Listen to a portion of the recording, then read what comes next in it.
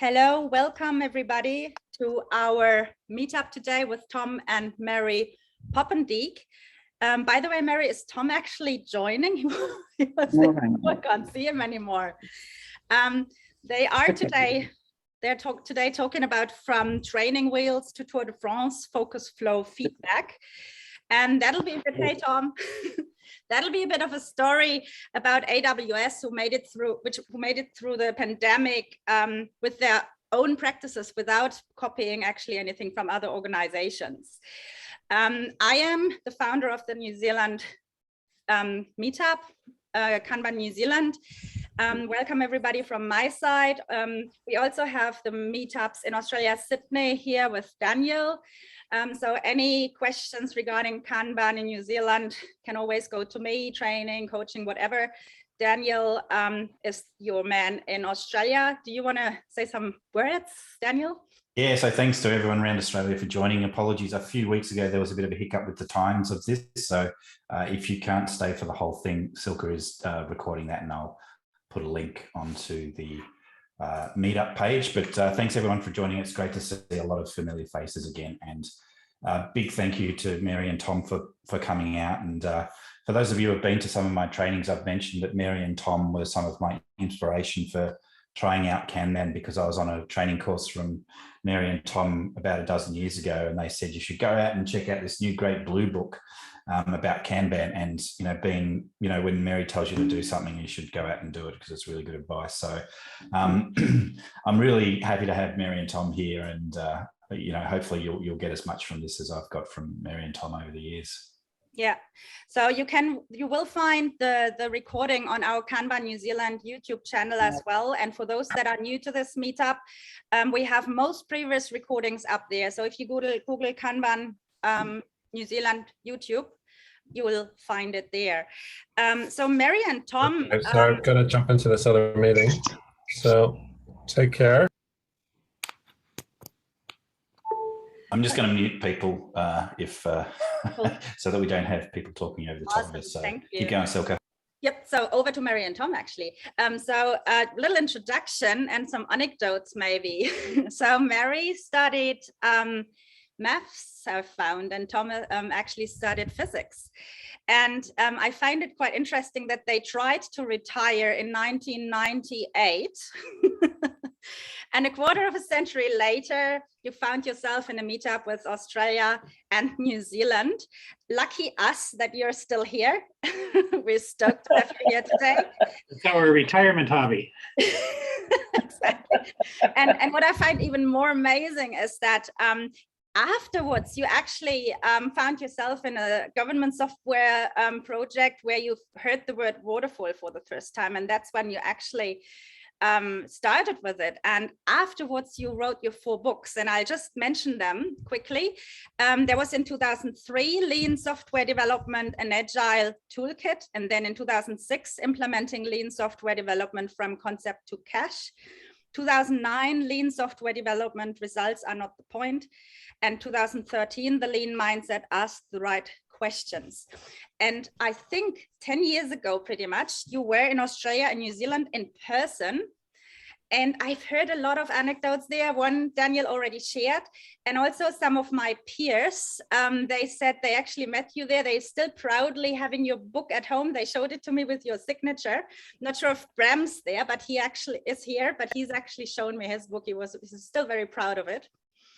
And yeah, so I would say with this little introduction, over to you, Mary. Great, thank you very much. The title of the talk is From Training Wheels to Tour de France, and I want to talk about 3 F's: focus, feedback, and flow. Are you sharing it? Yes, I'm sharing it. Yes. I'm sharing the screen, right? Yes. Yes, Yep, we got it. Okay, so I will start with learning to ride. This is 2002. This is our granddaughter. At the time, she was 4 years old, and she had a bike with training wheels. And you can see here the training wheels on here. And the problem with training wheels is that it gets it doesn't really help you move the bike. In fact, turning is hard, pushing is hard. I've seen a lot of little kids laboring along on bikes with training wheels. And then along comes our son in 2020. Okay, so let me show you. This is a 4-year-old. He's actually 2 in this picture. He's just about to turn 3. His name is Kai. He's upstairs here. I'm at his house. And he is riding without any training wheels, and in fact, without any pedals. So in the period of time between 2002 and 2020, in those 18 years, the concept of a balanced bike became popular, and little kids as young as 1.5 years were given these bikes without wheels, very light, and they were just things to ride on. Now, if we go back to 2002, I like to think about that as being the year that Scrum came in and helped us to try and get over some of the bad habits we developed with a very large database, very large monolithic systems and long release cycles in the 90s. And if you look now in 2020, we have a different mental model of how you think about developing software. I like this book, Sense and Respond, by Jeff Gothep and Josh Seiden. And it's just what my grandson was doing in learning to ride a balanced bike. He was sensing and responding and learning how to balance. He wasn't learning how to pedal. Now, the problem is here, when you learn how to pedal, you don't learn how to balance, and learning how to balance is hard. By the time this child was 3 years old, he knew how to balance a bike. And that's a whole different concept. You give a child training wheels, and you're actually getting in the way of them learning how to balance, because that's not the first thing they think of. The balance is being taken care of for them. And I think if you think about the kinds of Agile we did back in the early 2000s, that was training wheels. But we've learned a lot. And we've learned that Sense and Respond is learning to balance, not having somebody else balance for us. So let's talk about the first concept here, and that concept is focus. And this is Rob Bingham, and in 2015, he gave a talk at AWS reInvent. I love watching that conference on video, at least a few of the talks. And this particular one was called DevOps at Amazon. I was surprised. What do you mean DevOps at Amazon? Well, in the talk, he said, basically, the software development lifecycle is a delivery pipeline of build, test, and release, and a feedback loop of monitor and plan, and then you go over that circle. And DevOps, in his definition of DevOps, are efficiencies that speed up that lifecycle of build, test, release, monitor, plan. That's his definition of DevOps. And so he said, the speed of completing this loop determines the business agility of your company. Think about that. And so it's not about doing stuff fast, it's about the whole life cycle happening very quickly. He said that back in 2001, Amazon was embarrassingly slow. This is a picture of a monolith out by Lake Washington where Amazon lives. And back then they had lots and lots of developers. They had a single app and one round of build, test, and release. And that was their delivery pipeline. And then maybe they would make some changes, and you have an environment that is very high friction. And the cycle does include both the delivery pipeline and the feedback pipeline. And that cycle was embarrassingly slow, as he said. He didn't tell us how slow, but he did say that by 2014, they were doing 50 million deployments a year. And the way that they did that was by taking that one big app and dividing it into services, and then having a set of developers dedicated to each service and a separate pipeline, different from the other pipelines, for every single service. And again, a pipeline includes both the delivery pipeline and the feedback loop. So every one of these is just decoupled from every other one. And so the delivery pipeline has very low friction for deployment. The question is, if you think about 2000 to 2005, 4 or 5 when Amazon developed its capability to do services. And believe me, it was a 6-year project before they actually went from the intention to the released ability to do the very first of Amazon Web Services. And today, of course, it's a multi-billion-dollar, tens of billions of dollar business. And an interesting question is, how did Amazon do this? How do they, even today, release enterprise level services, enterprise class services at the rate of at least 1 a month? And they've been doing this for over a decade, and they continue to do it. So this is a very interesting book that I've recently run across. It's a few years old. It's called Working Backwards. And the concept is working backwards from customers. And this is written by Colin Beyer and Bill Carr. And there were 2 senior executives that were with Amazon from the beginning in the 2000 to 2008 or 10 timeframe. And in chapter 3, they talk about the organizational structure that they changed to in order to be able to have the rapid delivery cycles. You might have heard of 2 pizza teams, people that a team is the size that they can be fed with 2 pizzas, give or take, 6, 8, 10 people. They said that was fine. That was the way they started. And it worked in dev, but it didn't really work in the whole company. And they discovered that they did a lot of research and a lot of testing out different concepts. And they found that the thing that was the single highest predictor of a team's success was a leader with the appropriate skills, authority, and experience to staff and manage a team. That is, choose a team, get it together, and give that team a single focus to get the one job done. So the leader and the team have a single job. In fact, one of the vice presidents said the best way to fail at inventing somebody is by making it a part-time job. The concept of focus or single-threaded team is a fundamental concept for moving rapidly and in a very reliable delivery mode. Think about this. Single-threaded teams have clear, unambiguous ownership of specific features and functionality. They own them. They're theirs.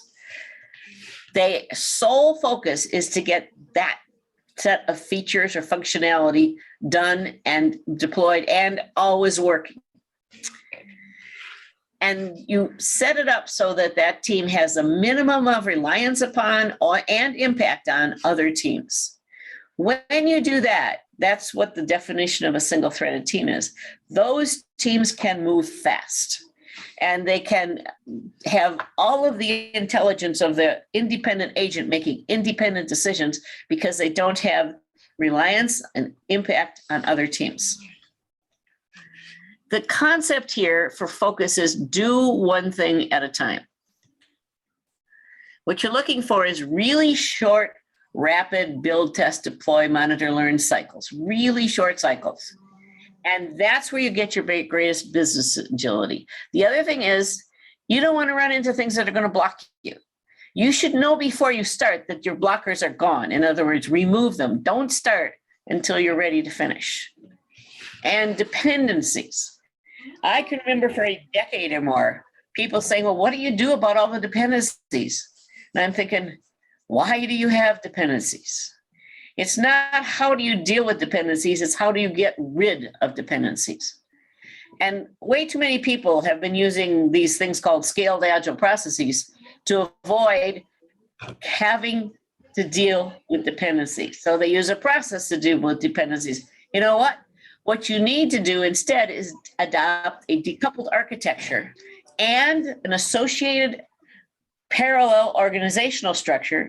Conway's law, they're going to match. So if you have a decoupled architecture and a decoupled organizational structure and get rid of your dependencies, that's the way to move fast. That's the way to do one thing at a time and have your very agile build, test, deploy cycles. And if you ignore those dependencies instead of working on your architecture and your organizational structure to get rid of them, you are going to have a hard time competing against all the new startup companies that have never thought of that being a good idea. So the next thing I want to talk about with focus is just a summary. Single-threaded leaders, they're full-time, they have a single goal, and they are fully responsible for achieving the goal. And they are given the charter, they're empowered to assemble and lead a team. Now, way too many people in Agile think, well, leadership is bad and we want, everybody to be responsible and that sort of thing. But that is not how, at least Amazon found, that they got stuff done. And they have been very successful at having leaders and focus teams that do one thing at a time. And the single-threaded teams have all the necessary skills. They are responsible for the outcomes. They're not responsible for delivering features. They're responsible for the outcomes. And I think I'm going to talk about that more. With a minimum dependency on others. It doesn't mean you don't have any, but it means you try to minimize them. And they work on one thing at a time in short, rapid customer cycles. They avoid multitasking. They don't start till they're ready to finish. So that's kind of my summary of focus. And when you're in a flow mode, which I'm going to talk about more in later, focus is a fundamental concept that allows you to move things through rapidly. The next is feedback. And by the way, these are also two of our grandchildren. They are both out of college now, but the little one in front is the one that was on the first bicycle, and her older sister is in the back, and they're learning to paddle a canoe. We have a very wonderful canoe area near our house in Minnesota, and so they've been there several times, and they are now bringing their boyfriends there for the first time this year. But in any case, right now they're learning how to paddle. So learning, let's think about learning. Building a product or a service is a learning process. The biggest waste in software, by the way, is, you all know it, building something people don't use. They don't want to buy. You thought that they wanted it. You guessed that they wanted it. Somebody told you that they wanted it. And guess what? It's not what really solves their problem. So the first job in feedback is learning what customers need and are going to love.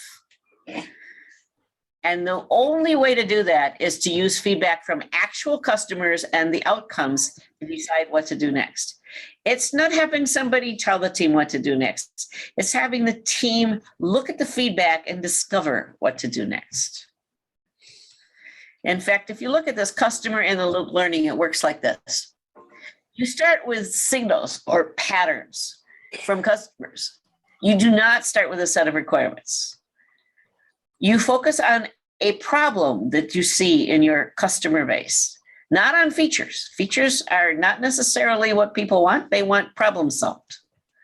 And you plan not with estimates, but with hypotheses. If we supplied this capability, I'm going to bet that those people would do this. And then you test it. So you don't do a backlog of stories. That is not the idea, because a backlog of stories means you think you already know what needs to be done. Instead, what you're trying to do is a whole lot of quick experiments to see what really works. And then you use data to decide. You're not guessing at what customers are going to want. And then you do that loop again. And the speed at which you can go around this cycle is that determines your business agility. So I'm going to show you a quickie video here. I think it's going to work. And then you'll see why once I actually show it. This is a talk by Brett Victor in 2012. And here it goes. I've spent a lot of time over the years making creative tools, using creative tools, thinking about this a lot. And here's something I've come to believe. Creators need an immediate connection to what they're creating. So that's my principle. Creators need an immediate connection to what they create. And what I mean by that is when you're making something, if you make a change or you make a decision, you need to see the effect of that immediately. There can't be a delay and there can't be anything hidden. Creators have to be able to see what they're doing. So what I have here is I've got this picture on this side and the code on this side. And Now this part draws the sky, and this draws the mountains, and this draws the tree. And when I make any change to the code, the picture changes immediately. So the code and the picture are always in sync. There's no compile and run. I just change things in the code, and I see things change in the picture. And now that we have this immediate connection between the code and the picture, we can start thinking about ways of changing the code other than typing.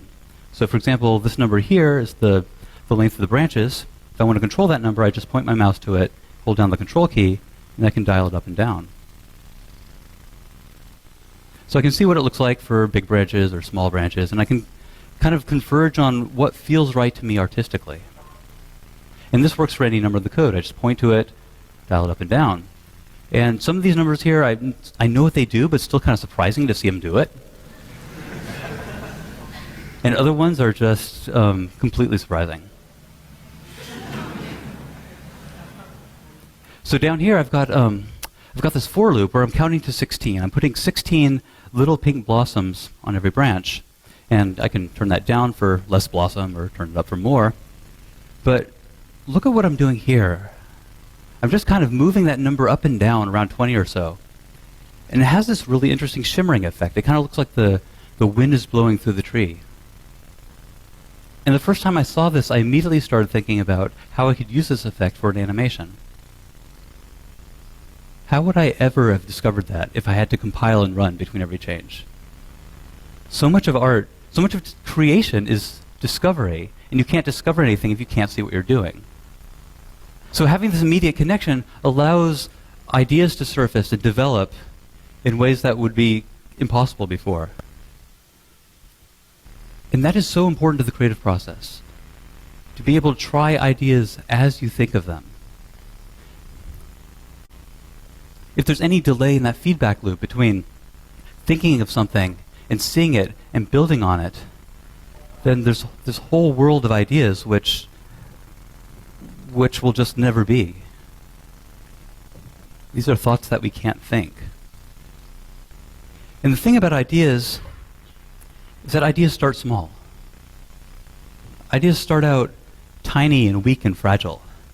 In order to develop and mature, ideas need an environment where the creator can nurture them and kind of take care of them and feed them and shape their growth. And to me, that's what this principle of immediate connection is all about. So to me, that point, immediate connection is what you need to think creative thoughts. Otherwise, thoughts can't be thunk. They won't happen. Inventions will not be possible if you don't have an immediate connection with the results of what you're doing. We need to spend a lot of time figuring out how to get the people who are actually thinking about and trying things connected with the results of what they do immediately, seeing and getting the feedback from it. And so much of what we've done over the last decade, and I mean from about 2010 till now, has been trying to shorten and get that feedback very immediate so that we can have a much closer connection with the things that we are creating. It's essential. And so I would like to say one of the most important things to do is to resist proxies. Proxies are not good, okay? The requirements are a proxy. The process is a proxy. If you live in an organization and you have or part of the organization called the business, that's a proxy for actual customers. The project manager is a proxy for actual customers. The product owner is a proxy for actual customers. Cost, schedule, scope. Remember those metrics? Proxies. That's not whether or not the thing has great outcomes. It's just whether or not you fit within somebody's idea of what might produce great outcomes. Those are constraints. They are not results. Productivity. Why do we need to be productive? What's so great about it? Profitability even. I never had this here, but somebody once asked me after this talk, would profitability be a proxy? And I'm saying, yes. Because in the lean world, you try to make enough money to stay in business. You're not in business to make money. So this concept of immediate connection is why we need to have a continuous delivery pipeline and why you need to build one. So this is maybe a little bit old, but really an important concept with a deployment pipeline. You basically need to have an acceptance test-driven development process in order to even have a pipeline. You have to have true cross-functional teams. Somebody that understands products, somebody that understands QA, somebody that understands ops on the team as part of it. You need automated building, testing, database migration, deployment, you name it, it needs to be automated. It has to happen immediately. You need to have development on the trunk that's incremental, and there needs to be continuous integration into the code base. Whether that integration is deployed immediately might depend upon your circumstances, but if you are doing software as a service, for example, it should be immediate. But in any case, software is always production ready, or else everything stops until it is. And you deploy constantly. Now, that doesn't mean you release everything all the time, but you put things on switches, and then deployment is different than release. Release is a turn on of a switch. Deployment is constantly putting your code into production and testing. That doesn't mean it's necessarily something that is used, but it means it's tested in the continuous delivery pipeline. So the concept we need to think about here is get rid of handoffs or handovers. I can't remember, depending upon which way you want to talk it, but speak about it. But the idea here is to have whole, complete teams. You do not want to separate the knowledge of what it is you're trying to do, the responsibility for the results, the actions taken to achieve those results, and any feedback. That should be in one team, one complete, basically independent team, and not a great big humongous one, because that's the kind of thing that slows you down. You need to think about this concept, and this is from Sense and Respond, of having a continuous conversation with the marketplace. In order to do that, you have to have what I'm going to call full stack teams. It has to include engineering and business and design and operations, all of those. And there has to be a clear strategic intent with clear outcomes that are going to be measured and constraints. So as I said, cost, schedule, scope, those are constraints, but they're not outcomes. They're not even close.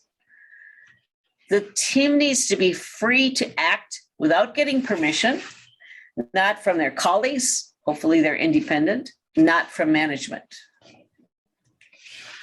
There needs to be frequent, continuous, depending upon your domain, deployment. And you need to get feedback. And this is the reason why you have the continuous deployment. So the team can learn from the feedback of their deployment. It's that immediate connection is the reason why you have continuous deployment. And the team is responsible for building the right thing and deciding what it is that the right thing is. They are not told. They are responsible for building the thing that really matters to customers. And they're responsible for figuring out what that really means and then delivering it. So success means meaningful outcomes, meaningful impact. Success is not proxies of process or features or output. Success is meaningful outcomes. We don't do nearly enough of holding teams responsible for outcomes. So in summary, the concept here is to learn what customers love, and with some sort of customer in the loop learning, with an immediate connection, with resisting proxies and intermediaries. You need to have continuous deployment and conversation with customers. And some enablers are minimized handoffs and the whole team responsible for outcomes. So let's go to the third section here. And this is my favorite because those two kind of enable this, and that is flow.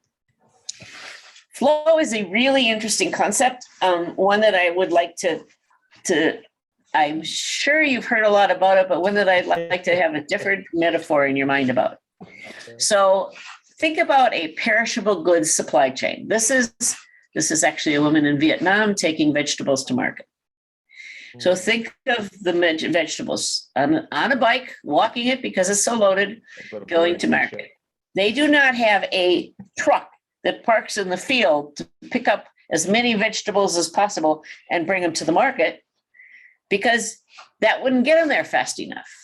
In a perishable goods supply chain, whether it's milk or meat or anything that spoils rapidly, whether it's fresh fruit flying from Australia to Asia or something like that, the last thing you think about is optimizing for resource efficiency. You do not want to fill a truck or a plane or a box or anything before you start moving it. You need to move it when it's time, not when it's full. You never accumulate large batches, because small batches move sooner, move faster, get there faster. And the whole game here is to go from the time you pick it in the field until the time I eat it at home in the shortest amount of time, so I get the freshest food. So you aggressively discover in that whole chain any bottleneck you can find and get the biggest one, and you eliminate it, and then you discover the next one and you eliminate it until you can get perishable food very rapidly from where it gets picked or created to the people who are eating it. And the thing you do to decide what kind of stuff to do is you use consumption. When you're out of something, then you make some more of it. And you leverage the customer feedback. You try to figure out, what should I plant next year based on what sells well this week, what sells well next week. And that's the way you know what to plant and bring to the market the next time. So when you're thinking about reducing friction in your workflow, you use queuing theory. Queuing theory has been around since, I don't know, well over 100 years. It was invented by the telecom industry. And one of the major concepts of queuing theory is that you want to go for throughput, not resource utilization. Because look at this. This is a fully utilized highway. It's basically a parking lot. So the thing to do is to not have much stuff in process, the one thing at a time, the fewest things you possibly can. And you want to minimize the size. Don't do big chunks of stuff. That's kind of obvious, so I'm going to move on to the next one. This is something that you probably are tempted not to pay attention to. People love to ignore this, but I think it's really important. You have to limit work to capacity. You don't batch and queue, and you pull, don't push. So what do I mean by don't batch and queue? Okay. Projects are a batch. And the reason we have these batches is because we have silos of different organizations that have to be coordinated. Budgets, annual budgets, biannual budgets, semi-annual budgets, they are there and batch decisions every half year or every year so that there's more control. Well, that might feel good, but it's way too big of a batch. Backlogs, by the way, are batches. Why do we have backlogs? Why do we even think that they're good? Because we want to optimize utilization. Backlogs are not good. They're not a good concept. And unfortunately, Agile brought them into the world in the approximately 2000 timeframe and said, oh, we need to create a backlog. No, you don't. That's actually the wrong approach. Releases are big batches. That I think you kind of know. And we need to have big releases when we have dependencies. The other thing we want to do is always limit work to capacity. That means pull. So if this is your output capacity, let's say you're creating, you're releasing 12 items every, you got 3 teams and they're getting about 12 things done in a week. That's the output capacity. And here's how much people would love to have you do, right? That's how much your demand is. Well, guess what? That's too much. And some stuff is not going to get done if your input flow exceeds your output capacity. That's just a bad concept. In lean, the thing you must always do is take the part of the input flow that exceeds the output flow and say, this is wishful thinking, we're not going to get it done. And then you create what I'm going to call limited buffers that have only a small size, maybe 1 or 2 if you happen to still have iterations rather than continuous flow, only 1 or 2 of those. But anyway, a very small buffer. And once it fills up and something else comes in, what are you going to do? Somehow something has got to go into the never pile. You can keep a list, but it's, you know, you're going to ignore it until a few of those get done. And then you have some more room for some more stuff. And then if more stuff comes in, it has to go. So the concept is limited first in, first out buffers. When you have a limited first in, first out buffer, you actually know when something comes in as accepted, when it's going to be done. If your buffer is 1 week long, when you accept something, it's going to be done in a week. If your buffer is 1 month long and you accept something, FIFO, it's going to be done in a month. Why would you have a 1 month buffer when you could have a 1 week buffer and tell people it'll be done next week instead of next month? Doesn't make sense, actually. So the last thing you need to do is have a very level workload, which means work at a cadence. And if that reminds you of bicycling, there's a reason for that. Because, you know, the bicyclists going up that hill, they keep their pedals moving at the same rate, even though they downshift so that they're not moving the bike itself as fast. And for a large scale system, you use a concept that I'm going to mention briefly called sync and stabilize. So here is establishing a regular cadence. What you really have to think hard about doing is get a handle on the rate at which you deliver something into production. At what rate are you delivering stuff? Across your teams, you actually have that data. And if you do any amount of looking at the data of what you're capable of and do it over any period of time, I would hope that it would be a relatively stable amount and you would know this is our capacity. So the very first thing you need to do is understand your delivery rate. And don't pretend you can deliver faster than that. Don't accept demand at a higher rate than you are delivering. If you're delivering 1 thing every 2 weeks, then you can only accept 1 thing every 2 weeks. If you're delivering 5 things in a day, then you can accept only 5 things in a day, or 4, you know, but never 6. And then you can maintain a short buffer of work to absorb variation in demand. Because, you know, there can be variation, and depending upon the variation in your world, that determines the size of your buffer. If you have a constant flow of work, you really don't need much of a buffer. If you have a seasonal flow of work, then you probably do. The concept of sync and stabilize is what you use in a very large system. And I think that one good example of large systems is, let's take SpaceX, you know, sending up rockets.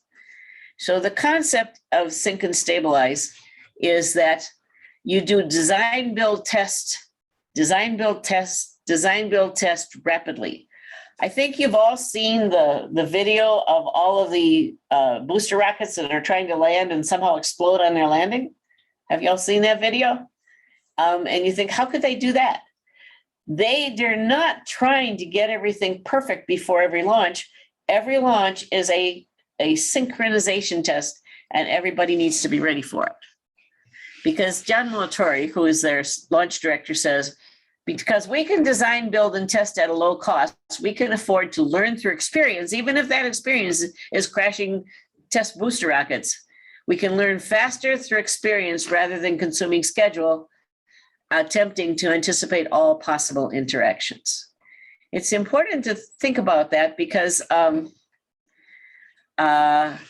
when you have an integration point that you're trying to sync across, one of the most important things is that date doesn't move.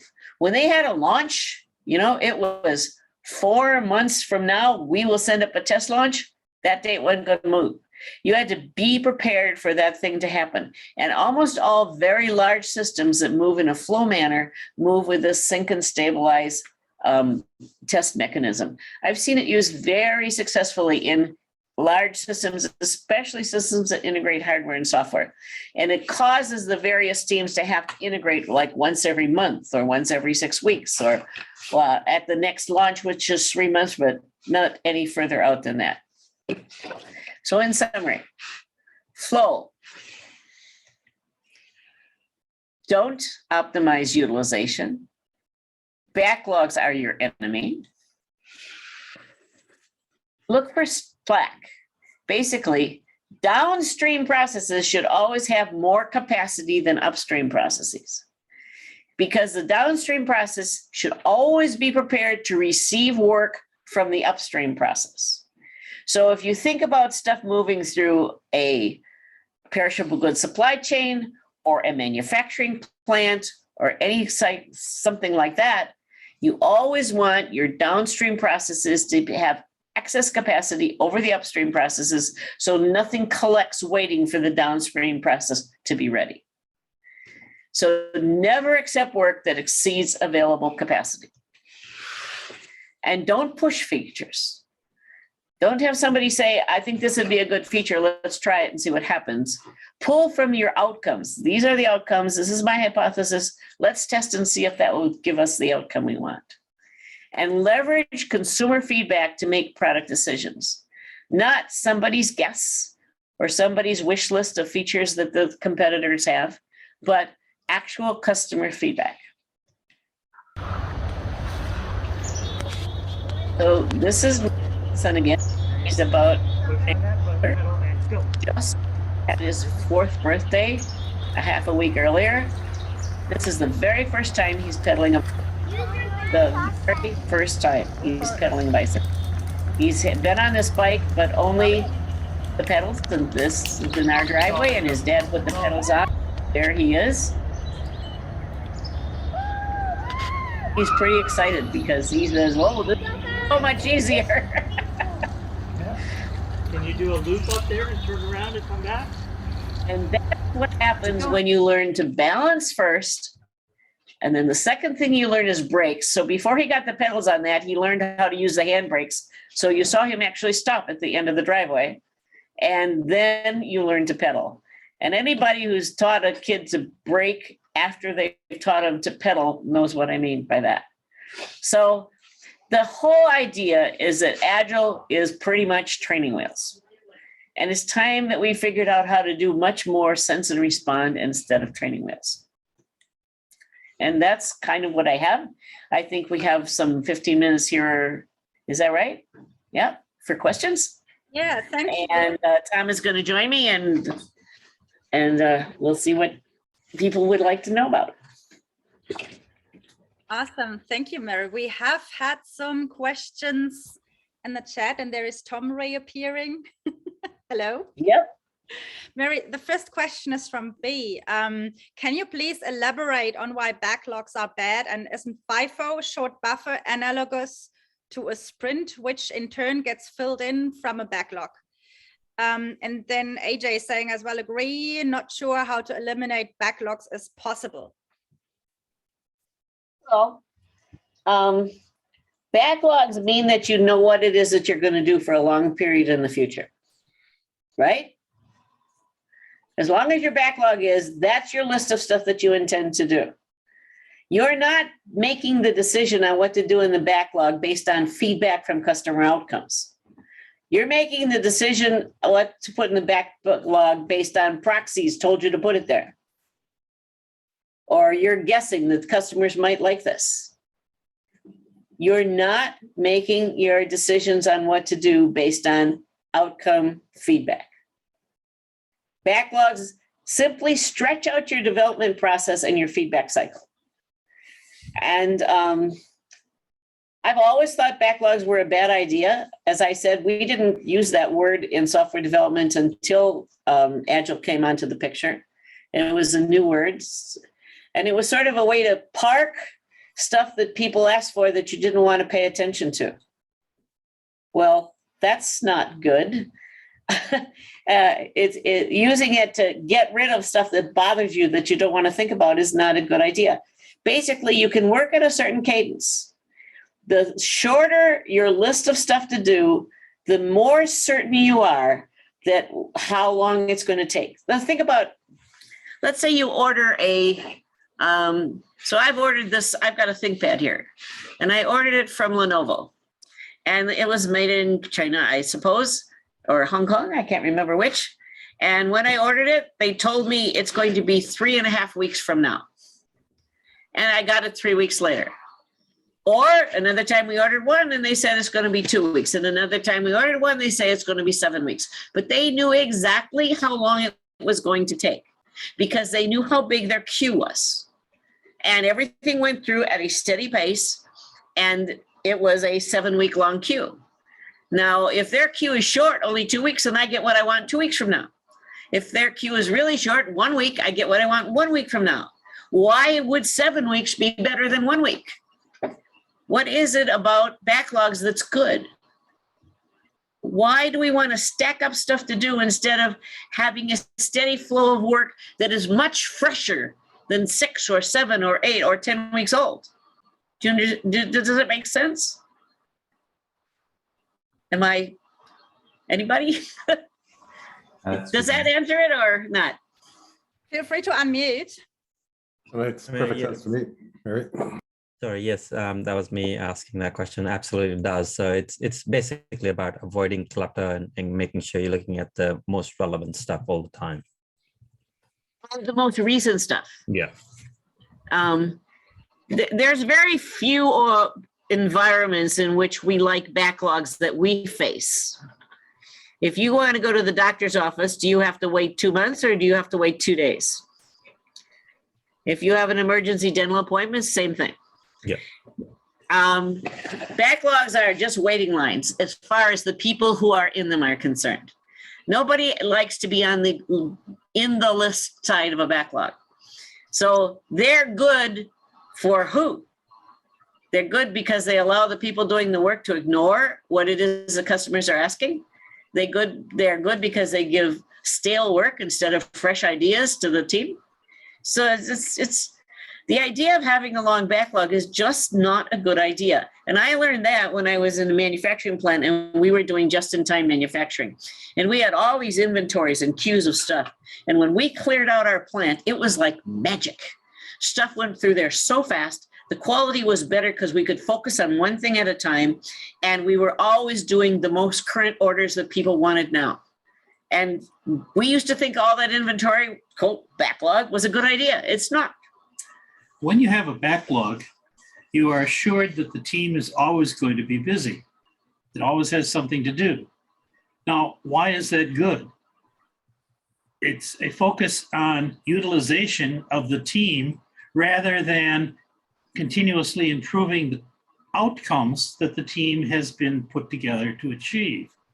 The focus should not be on the utilization of team members. The focus should be on the effectiveness of the outcomes and the impact that the team has. Focusing on a backlog focuses on the wrong thing. Yeah. Good. Thanks, Mary and Tom. I think one bit of advice that I remember you giving me about a decade ago is I think the second part of that question is how to eliminate them. And I think something you mentioned to me years ago was just delete them and see what happens. So right. the next question. And did you ever try that? Yeah. I'm a big fan of most that. of it doesn't come back, but a few of them do. And, then, okay, that's the important stuff. All right, the next question is around metrics. So what's a good metric to know what a productive team is? And I think, Tom, you might have just touched on this. Percentage goal in an iteration and sprint, stories completed, burn up, burn down charts. Nope. There's a second part to the question. Okay. So wait a minute, stop. Okay. That list that you just gave me, those are not outcomes. Those are all proxy metrics, every single one of them. You do not know whether you did more stuff or did stuff faster, whether or not that made your customers happier. So every one of those things that you just mentioned as metrics are actually proxy metrics, not good metrics. What you should start out with is when you're about to develop a feature, understand what it means for the customer to be happy with that, what outcomes the customers are looking for, what impact on their lives is it going to have, and that's what you should be measuring. Yogi, you had a few follow-up questions in the chat. Did that answer your questions? Yes, that was a good response. I mean, I really liked that answer from Mary and Tom.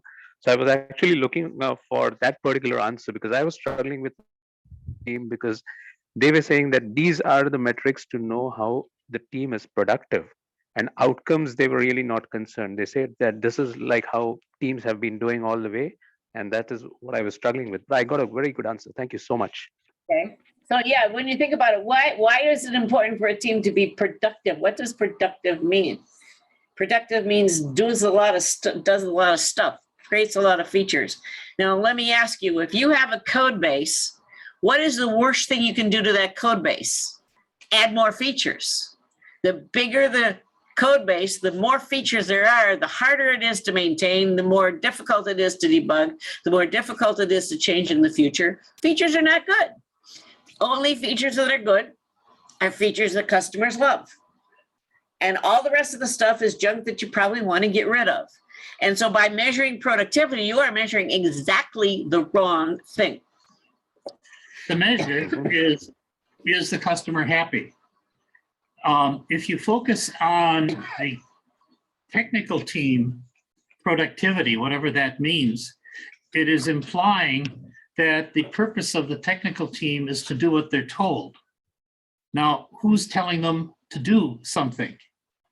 Probably somebody that does not have the direct feedback from the results of what they do, that doesn't have the capability of building instrumentation into the product so that they can find out immediately how effective the choices that they've made are.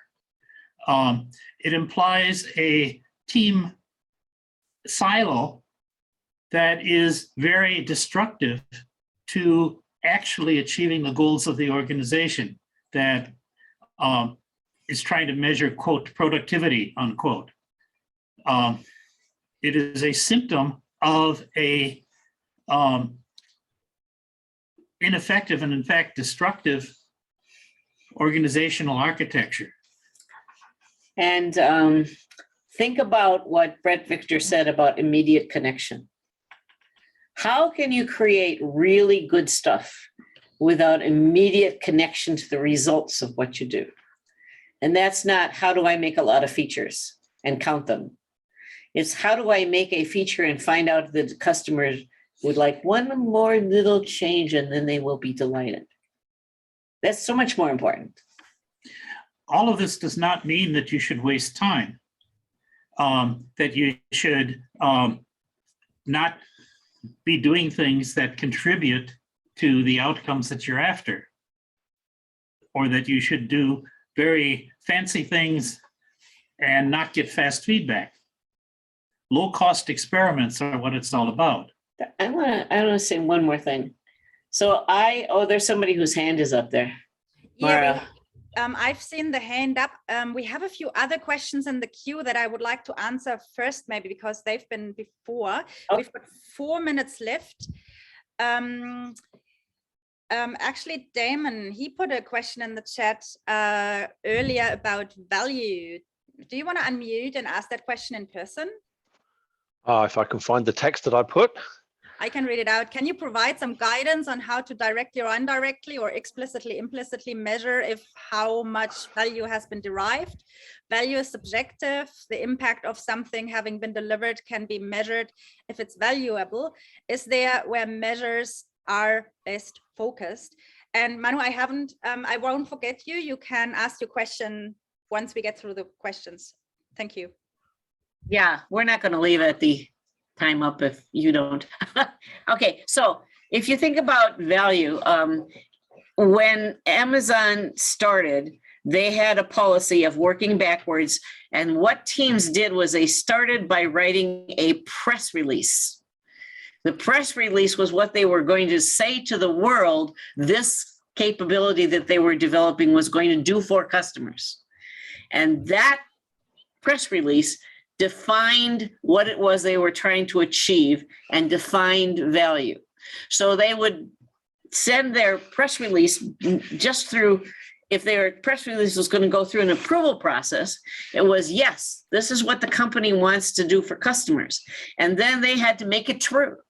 And by making that thing that was the press release true, they had decided that that was value. So there was some judgment as to whether or not this press release shows that we are delighting customers, but it was always aimed at how the customers were going to use it, how they would love it, what it was going to do for them. And so it had very clear definitions of what the customers thought were important. And there is a book called Think Like Amazon. It's predates the Working Backwards book. I can't remember the authors right now, but you can look it up. And it's a very good description of how they decided for every team what value was. The best description I've seen. And they decided what value was, and that was what was passed through their approval process. And it was always customer focused. Different organizations will have different metrics. A common and powerful metric is P&L responsibility. Are you doing something that customers are willing to pay for? Now, that is something that people speculate on. They ask technical teams to do something and they don't get any feedback for a very long time. And they then are responsible for the P&L of whatever they've asked the team to do. What we're saying is that the entire team should have P&L responsibility led by a responsible leader, responsible single-threaded engineer. The metric of whether that single thread has been fulfilled is, for example, the P&L of the product. Is it successful in the market? If you are a nonprofit organization, P&L might not be the thing, but there will be some similar metric that the overall organization will recognize as being the purpose of engaging a group of people to achieve a goal. If you think about AWS's services, you can imagine a service is assigned to a single-threaded leader and at least one, maybe a few single-threaded teams. And you know if that service is successful or not. You know if customers use it. You know what kind of revenue it generates. You know if customers are telling others and other people are using it. And that's your metric. Okay, I think we can go on to the. Yep. Is it? We are 1 minute past the hour. And I've already just put in the chat, if people need to drop off, feel free. We will stay on board for a bit and answer all the questions. You can watch them in the recording later if you like. There was a question from Warren before we come to you, Maru. One of the problems is getting people to let go of the trainer wheels. How do you convince or influence teams and management that we need to take the training wheels off? Well, the very first thing to understand is companies that get started today don't use training wheels. So if you're just starting, don't even think about using training wheels. There exists plenty of balance bikes, forget training wheels, okay? And then the second thing to do is to notice that all of the really fast competitors that your company has are out there on balance bikes, doing much faster stuff, much easier without any training wheels, and they're a whole lot less, they're a lot younger than you are.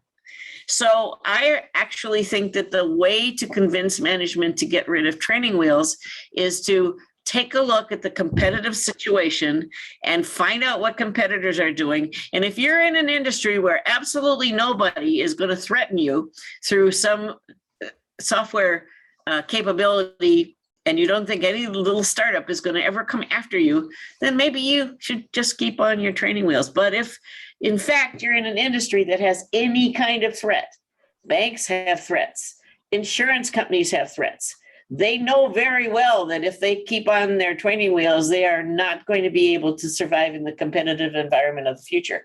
I think you have to look at your competitive environment and say, can we really survive at the rate that we are inventing new ideas in our industry versus the rate the little startup competitors are doing it without on their balance bikes? Apparently, I missed the question, Dan. Yeah, there was one from Suzanne. So Suzanne, obviously, thanks you for coming along. But the question is, which of the endemic barriers, like in large complex organizations that think they want to start to adopt these principles, do you find it's easiest to work on first? Like, where do you start in those, big balls of mud? Well, I actually think the biggest hurdle in a great big large organization is the concept that there should be a separate IT department.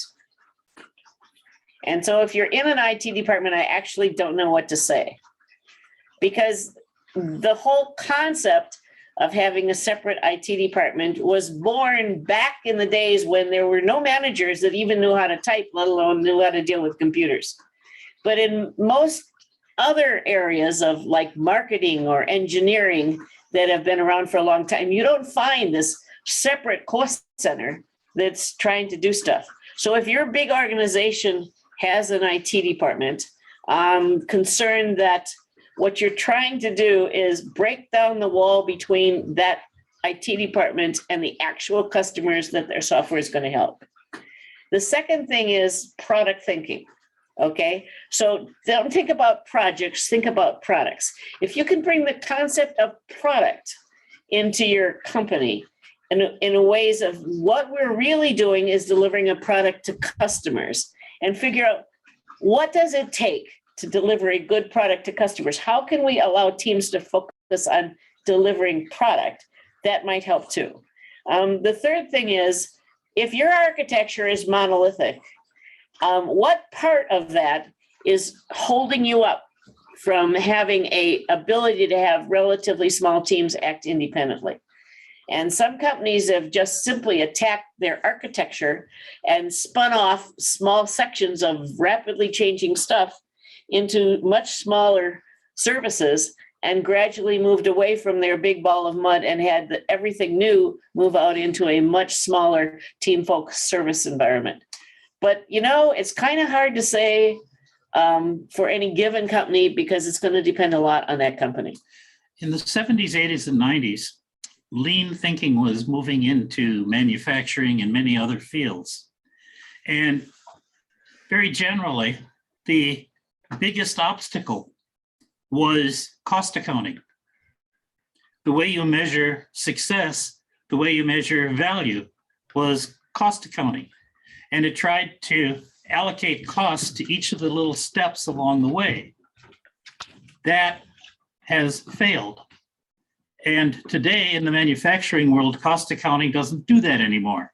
It's looking instead at the entire value stream, all the way from the concept to cash that is produced by the impact of the results of the work of the group. That is the metric. It's not the cost of each little step, the schedule of each little step. So I think that in addition to the architecture question, technical architecture, the organizational architecture, organizing things and measuring things by specialty rather than by contribution to project, that cost accounting is probably one of the most critical. In other words, focus on the right metrics. If your metrics incentivize the destructive behavior, you are going to get destructive behavior, and most of you probably live with that all the time. If your metrics focus on what you believe the purpose of your being in your job is, then you will be motivated to do what the purpose of your job is. And the subject of metrics, I think that's it. That's really where to start. Do you understand the metrics that your management manager is living with? The leaders of your organization, do you understand their metrics? Because you know what? They're going to try to maximize them some way or other. And those metrics can be very damaging or they can be good. And if you can find a way to take good metrics and push them forward and make them look good, that will help you. At every level, people are smart, and they will game whatever metrics they have to do the best they can. Every one of you as engineers does that every day. You game the metrics to look as good as you can while at the same time doing what you think is important. Your managers and their managers do the same thing. It's a silly game, but necessary in some situations. Well, it's a really good thing to understand. Now, Okay. Mary, and sorry for going FIFO here and the queue of questions. I think the next time we have to measure the answering time of Mary and Tom in order to give you a good forecast for how long you need to keep your. So we had a bigger intake and we have an output rate, right? Exactly. The input rate vastly exceeds the output rate. So you have to throw some away. I'm sorry. Yeah. So, Mary, did you measure how long you had your hand raised? Over to you. What's your question? Maru, are you there? Oh yeah, I'm very much there. What's the? You've got your hands raised. You had a question. Yeah, I had a question, but the way I've measured the value of my time was that it's even much more valuable for me to listen to Mary and Tom than ask my question. So in the end, my calculation goes off.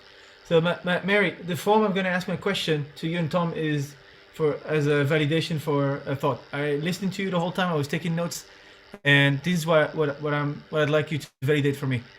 I think that what I've seen about the way we did software that I've seen in the past 20 years is archaic. And listening to you, I feel like what you're describing is the true meaning of end-to-end software, value-based software creation. And that would, in my thinking, require a mix of interdisciplinary tactics, leading to something that people in my community in Enterprise Agile call business operations, business ops.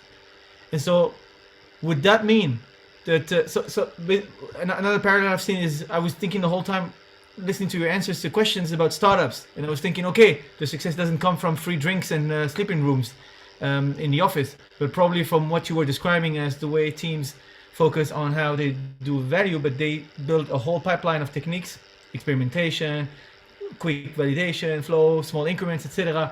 And because they're such small teams, they are autonomous enough to be able to fulfill the properties you were describing. I couldn't write down all the properties you've had in your slides. I'm gonna have to watch the recording.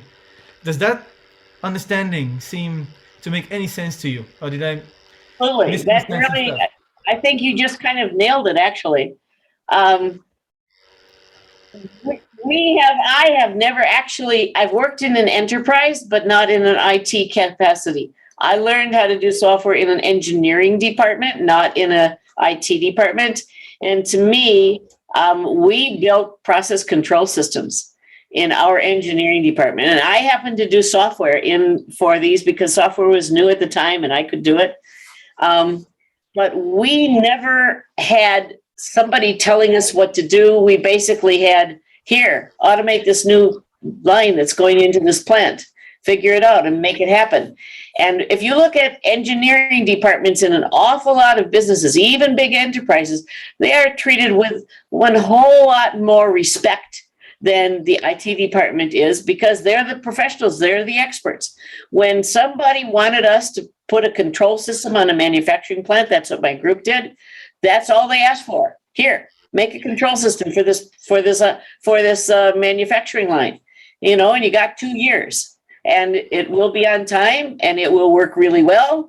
And nobody is going to tell us the process we use or how to do it, because we're the experts, we're the engineers. We know how to do that stuff. That's what we do.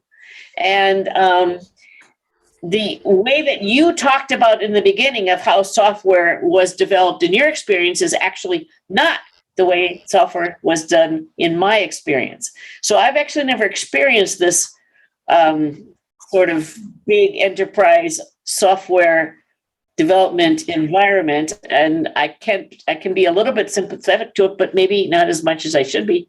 But what you said instead, the way to go, I think is exactly right. And if you take a look at the way engineering departments typically work when they're not software, structural engineering, environmental engineering, architecture, nobody tells those people how to do their job. If you want your building inspected because there's been an earthquake, you don't tell the structural engineers what to find and how to inspect. You expect them to know what they're doing. And we're not treated with the same kind of respect in the software industry and big companies as the typical engineering department is, and that's always bothered me. There are two dimensions to the work that you folks are all doing. One dimension is the product that you are creating or maintaining or extending. And that is absolutely critical, and it is the thing that defines whether you are successful or not. But the product has complexity that is beyond the capability of any one person. It has complexity these days that's beyond the capability of any one discipline. You have to have many disciplines involved. And the professional competence and excellence in each one of those disciplines is critical to producing the best possible product, or at least the product that's good enough to achieve the outcomes you're after. The outcomes you're after need some kind of a hybrid. The organization should support both enhancing professional competence, maintaining it. You all know how fast that changes these days, as well as focusing on the impact and the outcomes that the overall team together produces. So you end up usually with some form of a matrix, but the success is based not on how good you are technically, but the success is based on the impact that you have on the objective that you're pursuing. Let me be devil's advocate. One sentence. There is one thing that I think is missing in all of this.